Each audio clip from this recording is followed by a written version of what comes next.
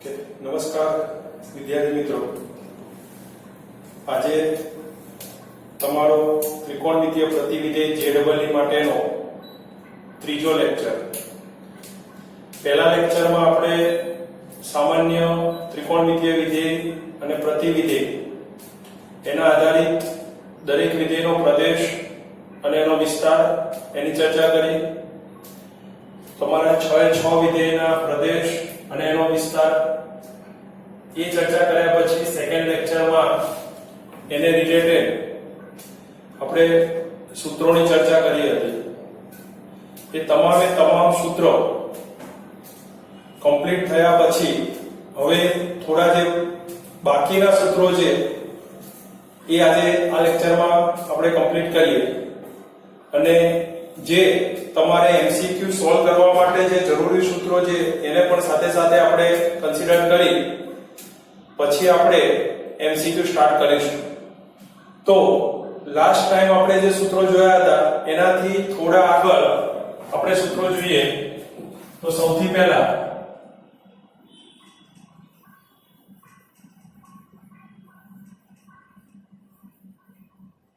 વ્યસ્ત સંખ્યા માટેના સૂત્રો. આ વ્યસ્ત સંખ્યા માટેના સૂત્રો એમાં પહેલું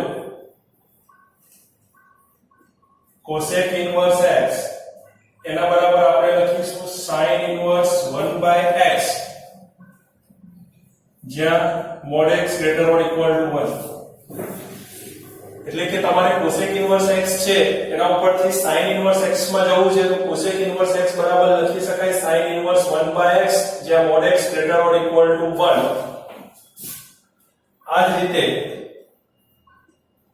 sec inverse x is cos inverse 1/x જ્યાં mod x less or equal to 1.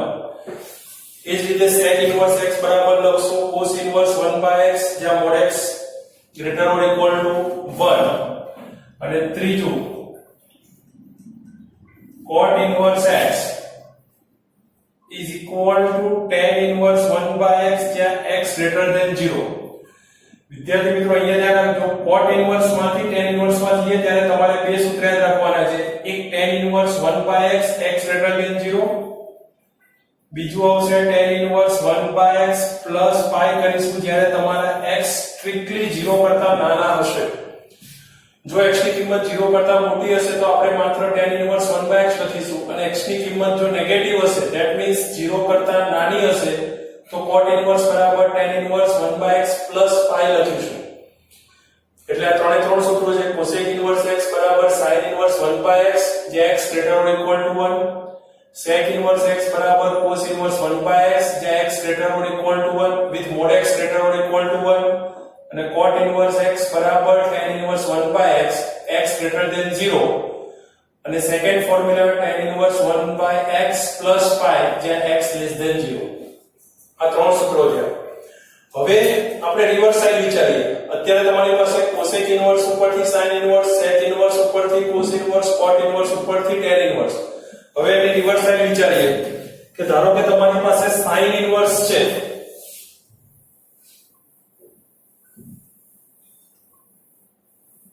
તો sin inverse x બરાબર cosec inverse 1/x. ઉપર લખી શકાય. ત્યારે આપણે પહેલું જે સૂત્ર જોયું cosec ઉપરથી sin માં ગયા હતા. હવે sin inverse x બરાબર cosec inverse 1/x જ્યાં x તમારા -1 થી 1 સંયુક્ત અંતરાલ -0. એટલે ખાસ કન્ડિશન યાદ રાખજો કે x ની કિંમત પર્ટીક્યુલર તમારી સંયુક્ત અંતરાલ -1 થી 1 માં હશે, 0 સિવાયની કિંમત. ત્યાર પછી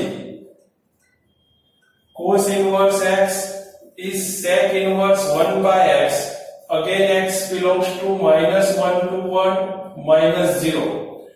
The cos inverse x બરાબર sec inverse 1/x જ્યાં x belongs to -1 to 1 -0 આવશે. ત્રીજું tan inverse x બરાબર આપણે લખીશું cot inverse 1/x જ્યાં x greater than 0. tan inverse x is cot inverse 1/x જ્યાં x greater than 0. અને મેં તમને હમણાં કીધું એ પ્રમાણે જે રીતે cot ઇન્વર્સ માંથી tan ઇન્વર્સ માં ગયા ત્યારે બે ફોર્મ્યુલા હતી એ રીતે tan ઇન્વર્સ માંથી cot ઇન્વર્સ માં જઈશું તો cot ઇન્વર્સ 1/x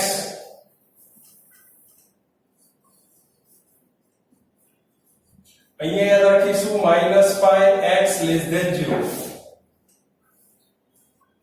એટલે મિત્રો ટોટલ આ 6 સૂત્રો થયા જો cosec ઇન્વર્સ ઉપરથી sin ઇન્વર્સ ઉપરથી cosec ઇન્વર્સ sec ઇન્વર્સ ઉપરથી cos ઇન્વર્સ ઉપરથી sec ઇન્વર્સ tan ઇન્વર્સ ઉપરથી cot ઇન્વર્સ અને cot ઇન્વર્સ ઉપરથી tan ઇન્વર્સ પણ ખાસ tan ઇન્વર્સ અને cot ઇન્વર્સ ના આંતર સંબંધો અને વ્યસ્ત સંખ્યાના સૂત્રો લખો તો અહીંયા બે શરત યાદ રાખવાની છે ખાસ x > 0 અને x < 0 ભૂલથી એવું ના બને કે tan ઇન્વર્સ માઈનસ હોય માનો કે x નેગેટિવ હોય અને તમે ડાયરેક્ટલી એપ્લાય કરશો તો તમારો આન્સર રોંગ આવશે એટલે આ વ્યસ્ત સંખ્યા માટેના ટોટલ 3 સૂત્રો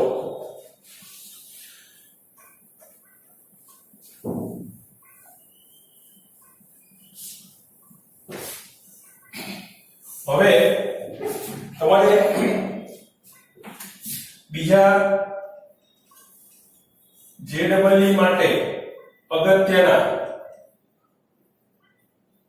સૂત્રો કે જે આને આપણે ડાયરેક્ટ MCQ બેઝ માં એપ્લાય કરી શકીએ તો એનું પહેલું સૂત્ર છે sin inverse x plus sin inverse y which is sin inverse યાદ રાખજો sin inverse x plus sin inverse y is equal to sin inverse x with √1 minus y square plus y with √1 minus x square આ રીતે લખી શકાય તો ધારો કે તમારી પાસે આ બે રીતના સરવાળાનો ક્વેશ્ચન આપ્યો છે suppose sin inverse 3/5 plus sin inverse 7/12 છે તો તમે ડાયરેક્ટ આના પરથી એનો આન્સર શોધી શકશો બીજું cos inverse x plus cos inverse y હોય તો અહીંયા તમે લખી શકશો cos inverse xy cos inverse xy into minus √1 minus x square with 1 minus y square એટલે cos inverse xy minus √1 minus x square with 1 minus y square એટલે આ બંને સૂત્રો જે sin inverse x plus sin inverse y હોય તો sin inverse x with √1 minus y square plus y with √1 minus x square cos inverse x plus cos inverse y which is cos inverse xy minus √1 minus x square with √1 minus y square આ પાછળના બંને term multiplication એટલે કે ગુણાકારનો સંબંધ ધરાવે છે આ બંનેને એક જ વર્ગમૂળમાં લખીએ તો પણ ચાલે અથવા તો આ રીતે લખશો તો પણ એને લખી શકાય ત્રીજું સૂત્ર છે તમારી પાસે કે 2 ટાઈમ tan inverse x હવે તમને ખબર છે આપણે આંતર સંબંધમાં જોયું હતું tan inverse x બરાબર cos inverse 1/√1 plus x square is equal to sin inverse x by √1 plus x square પણ અહીંયા તમારે 2 tan inverse x છે તેના બરાબર લખીશું sin inverse 2x by 1 plus x square 2 tan inverse x બરાબર sin inverse 2x by 1 plus x square બીજું એનું સૂત્ર યાદ રાખીશું આપણે cos inverse 1 minus x square by 1 plus x square એટલે જ્યારે તમારી પાસે માનો કે આવું કોઈ ફોર્મેશન આવે સપોઝ 2 tan inverse x નું તો ત્યાં તમે લખી શકશો sin inverse 2x છેદમાં 1 plus x square અથવા તો તમારે માનો કે tan inverse નું cos inverse માં આન્સર જોઈએ છે તો ત્યાં તમે લખી શકશો 1 minus x square by 1 plus x square અને સપોઝ તમારે આ સૂત્રને કોઈ એમ કે મારે આનો ડાયરેક્ટ આન્સર tan inverse માં જોઈએ છે તો આનો આન્સર આવો થશે tan inverse 2x by 1 minus x square એટલે અહીંયા તમારી પાસે 2 tan inverse x ને ચેન્જ કરવા માટે sin inverse નું 2 tan inverse x is cos inverse x અથવા 2 tan inverse x is tan inverse 2x by 1 minus x square એટલે આ sin ઇન્વર્સ, cos ઇન્વર્સ અને tan ઇન્વર્સ ના ટ્રાન્સફોર્મેશન ના આટલા સૂત્રો કમ્પ્લીટ થઈ ગયા.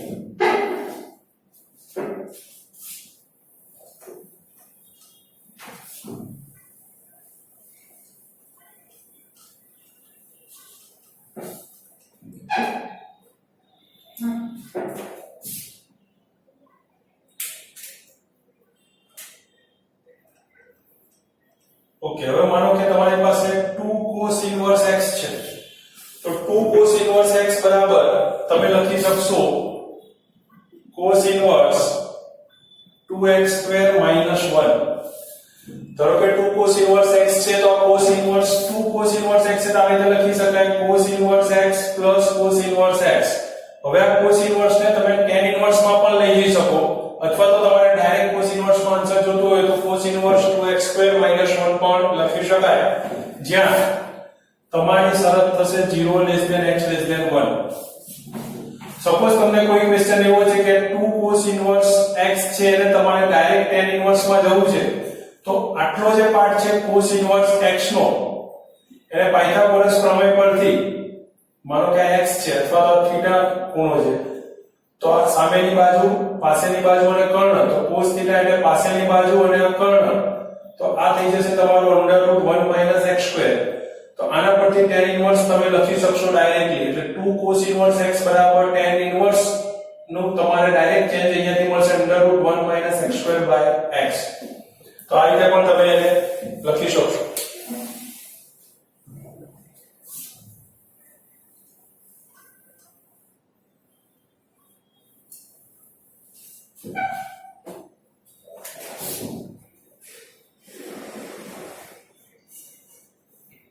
Okay, suppose 3 sin inverse x અને 3 cos ઇન્વર્સ x. અચ્છા, તમારી પાસે sin 3 θ અને cos 3 θ ના સૂત્રો હતા. તો sin 3 θ નું સૂત્ર હતું 3 sin θ - 4 sin cube θ. યાદ કરો, તમારી પાસે ત્રિકોણમિતિમાં sin 3 θ બરાબર તમે લખતા હતા 3 sin θ - 4 sin cube θ, જેને આપણે શોર્ટમાં યાદ રાખવા માટે નંબર યાદ રાખતા હતા 34, એટલે 3 sin θ - 4 sin cube θ. તો અહીંયા તમારી પાસે છે 3 sin ઇન્વર્સ x. તો 3 sin ઇન્વર્સ x નું સૂત્ર લખવું હોય તો sin ઇન્વર્સ 3x - 4x³ લખીશું. અહીંયા પણ નંબર જો 34 જ યાદ રાખવાનો છે, જે આ ફોર્મેશનમાં છે તે. એટલે 3 sin inverse x = sin inverse 3x - 4x³. એ રીતે ધારો કે તમારી પાસે cos 3 θ નું સૂત્ર હતું, તો cos 3 θ બરાબર 4 cos³ θ minus 3 cos θ, એટલે તમે નંબર યાદ રાખતા હતા 43. cos 3 θ બરાબર 4 cos³ θ minus 3 cos θ 43. તો અહીંયા 3 cos ઇન્વર્સ x છે, તો અહીંયા થઈ જશે cos inverse 4x³ minus 3x. cos inverse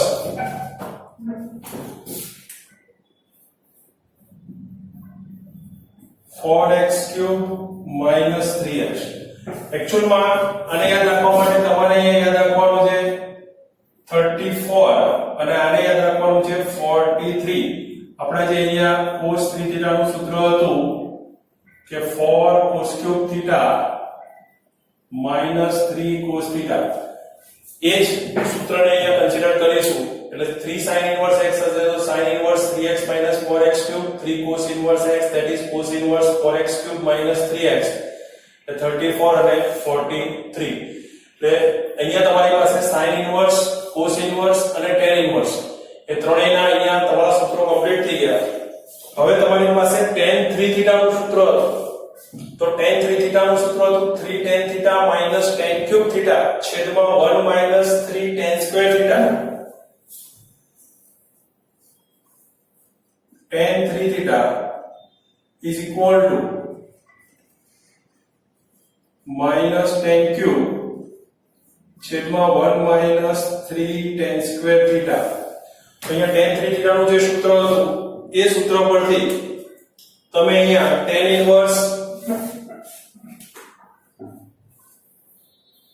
3 tan inverse x છે તો લખી શકશો tan ઇન્વર્સ 3x - x³ છેદમાં 1 - 3x². એટલે એક્ચ્યુઅલમાં અહીંયા તમારો tan θ છે, tan θ ને તમારે x સપોઝ કરવાનો છે એટલે સૂત્ર બની જશે 3x - x³ છેદમાં 1 - 3x². જેવી રીતે આ સૂત્રમાં sin θ છે એની જગ્યાએ તમે x ધારી લો તો ઓટોમેટિક તમારું સૂત્ર બની જશે.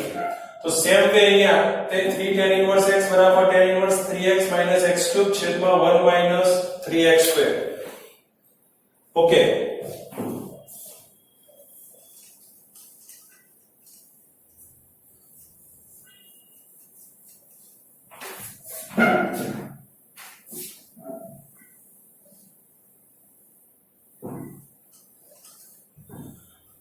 આટલા સૂત્રો જોયા પછી હવે આપણે ફર્સ્ટ લેક્ચરમાં જે સંબંધ જોયો તો ધારો કે હું તમને કહી દઉં કે f a થી b નું વિધેય હોય અને f ઇન્વર્સ એ b થી a નું વિધેય થાય તો આ બંનેનું મારે સંયોજિત વિધેય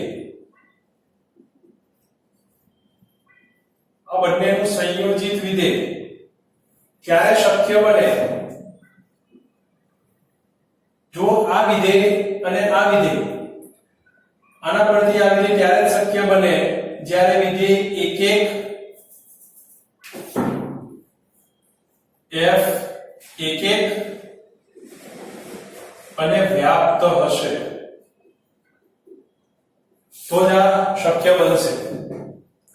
હવે યાદ રાખજો હું તમને કહી દઉં આ બંનેનું સંયોજન કરવું છે તો બે શક્યતા થાય FOF ઇન્વર્સ અને બીજી શક્યતા થશે F inverse OF.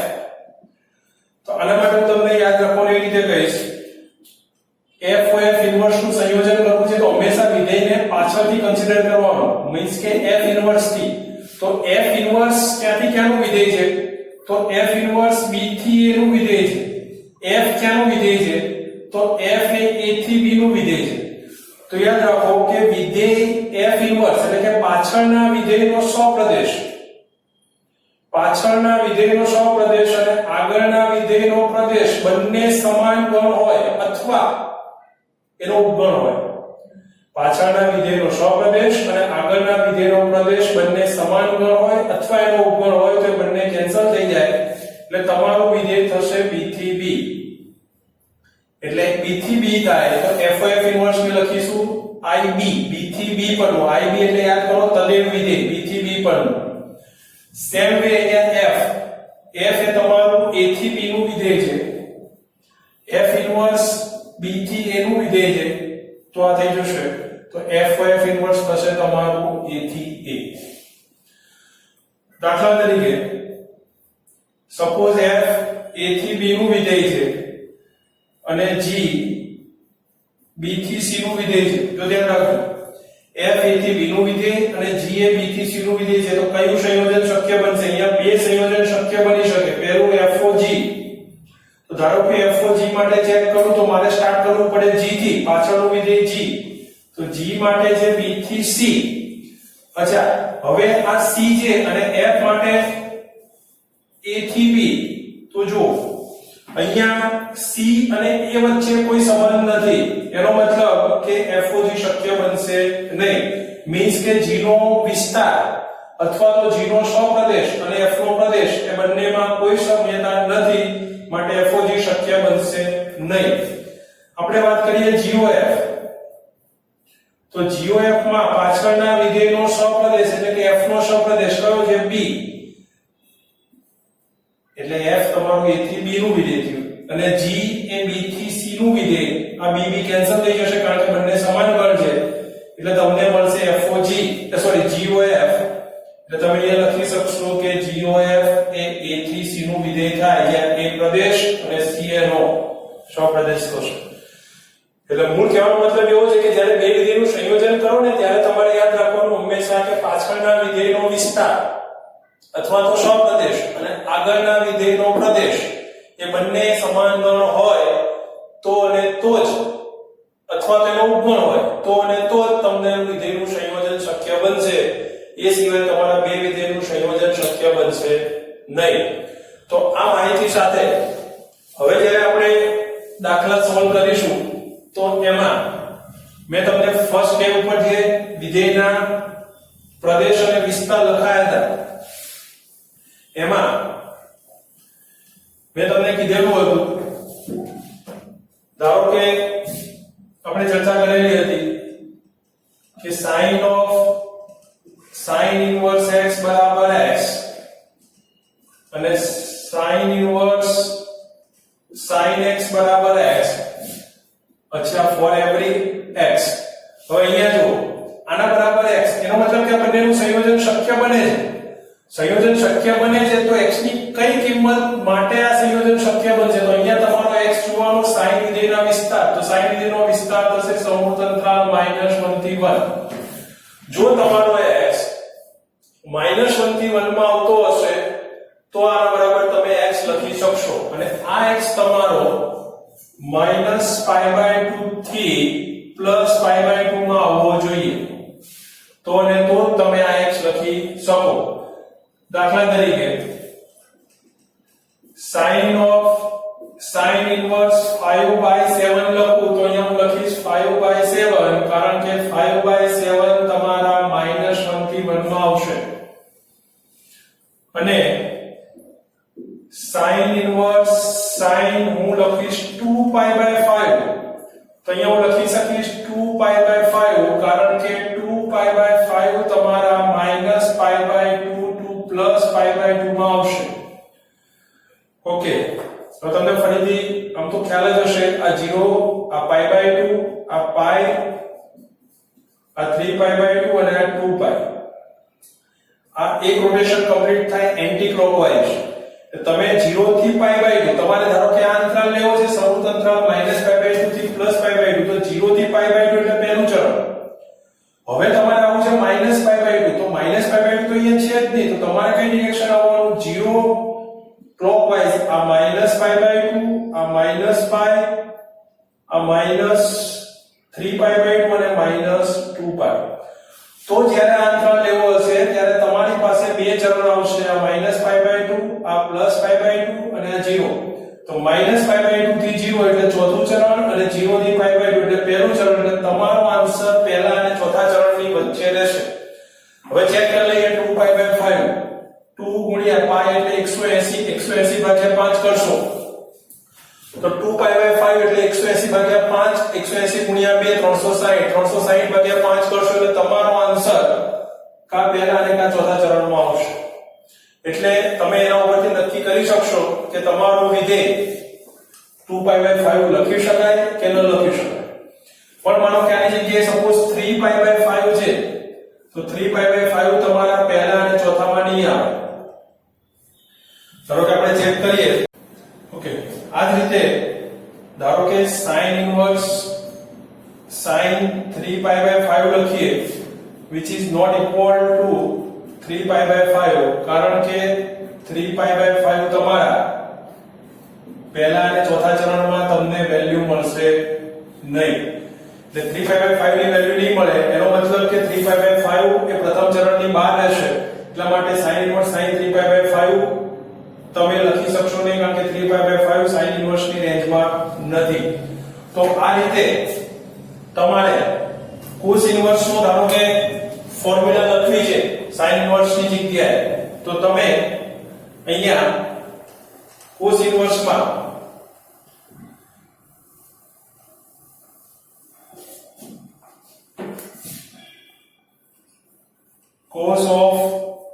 cos inverse x which is x જ્યાં x તમારો આવશે આ x આવશે cos ની રેન્જ તો cos વિધેયનો વિસ્તાર થશે સમૃદ્ધ અંતરાલ -1 થી 1 અને cos inverse cos x which is equal to x જ્યાં x તમારો આવશે 0 થી π માં 0 થી π એટલે તમારું પહેલું અને બીજું ચરણ થશે એટલે અહીંયા તમે લખી શકશો cos inverse cos x is equal to x if x belongs to 0 થી π અને cos of cos inverse x is x belongs to -1 થી 1. દાખલા તરીકે cos of cos inverse 2/5 લખીએ તો આન્સર 2/5 લખી શકાય કારણ કે 2/5 તમારા -1 થી 1 માં આવશે અને એ જ રીતે cos inverse cos of suppose π/3 લખો તો તમે આન્સર લખી શકશો π/3 કારણ કે π/3 તમારા આવશે 0 થી π માં. તો આ બંને સૂત્રો ઉપરથી હવે બાકીના 6 વિધેયના આ જ સૂત્રો આ જ પ્રમાણે આપણે નેક્સ્ટ લેક્ચરમાં જોઈશું. Okay, thank you.